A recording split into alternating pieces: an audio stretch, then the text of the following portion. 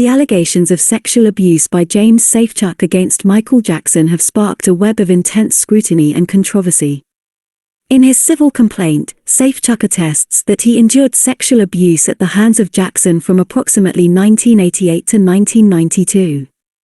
In the 2019 documentary, Leaving Neverland, Safechuck vividly describes specific locations at Neverland Ranch where the alleged abuse took place, including the upstairs room of the train station.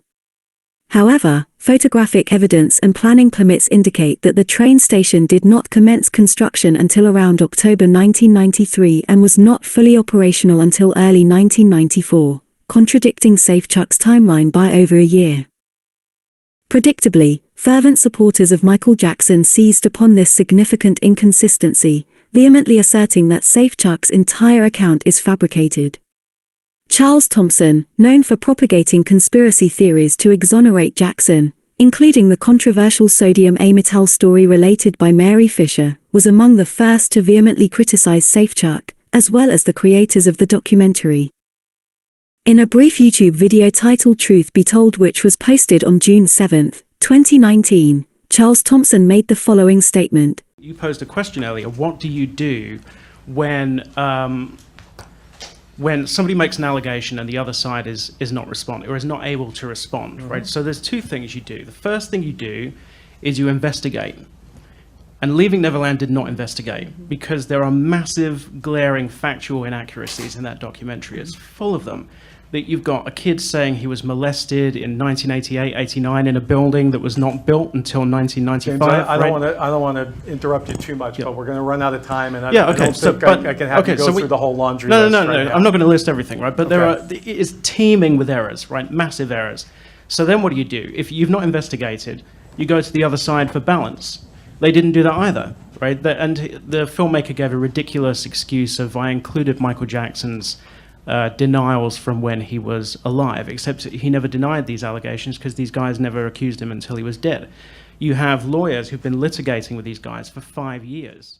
A pivotal moment emerged on June 20, 2022, with the release of the MJ Cast Vindication special featuring Brett Barnes.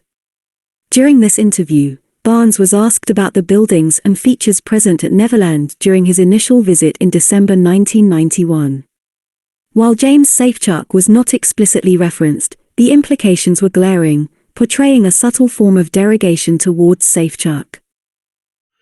So Neverland was a work in progress at that time. What do you remember being there and not being there in December 91? Some of the amusement rides, some of the animals weren't there. It's only from later. Thing is, I've never really thought about like what was there and what wasn't. So the flower clock and the train station actually, they came later. The big train, because the big train wasn't there. It was only the little train. Were the animals there? Did you say? Was there a zoo? Yeah. There were some animals, but some animals weren't there. Yeah, like there was a petting zoo that came later. The tigers came later.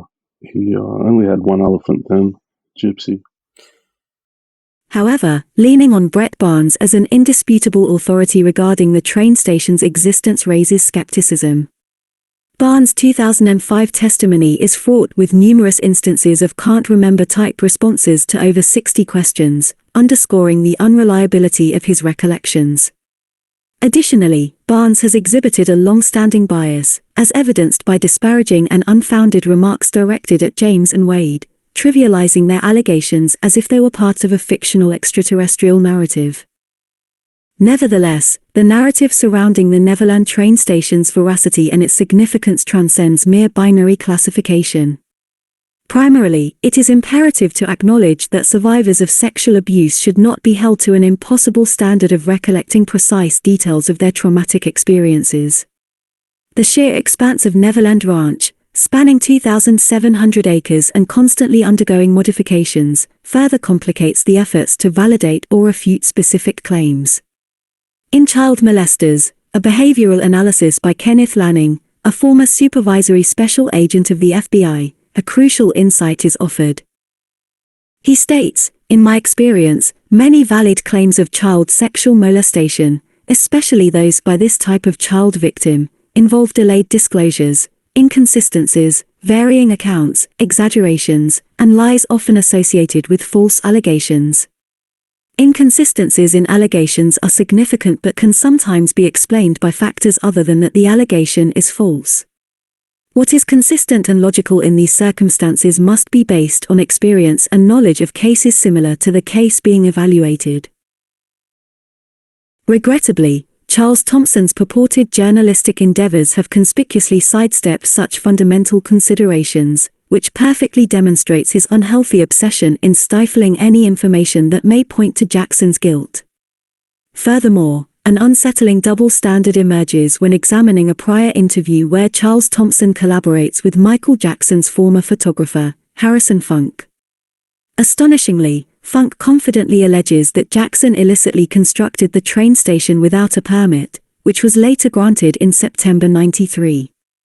This striking assertion was glaringly absent from his dialogue with Brett Barnes. I don't know if he ever built the roller coaster. I don't think it was ever finished. I don't think he was allowed. There's a story out there that he wanted to, but the local council actually stopped him from being able to build it. Yeah, I think that's true. They gave him a really hard time about the train too. And I remember when they built the train station, I went up there to photograph the property. And he wasn't there, and I was up there photographing these statues. He had animal statues placed on the lawn in front of the train station. I was up there for like 3 days just photographing the statues, in situ and also the train station. And I get a message to call him, and he said, "Don't photograph the train station." I said, "Oh, why?" He said, "Just don't photograph the train station." I said, "Okay." And then he calls me back and he says, "I need to talk to you, but I can't on this line. I don't know who's listening."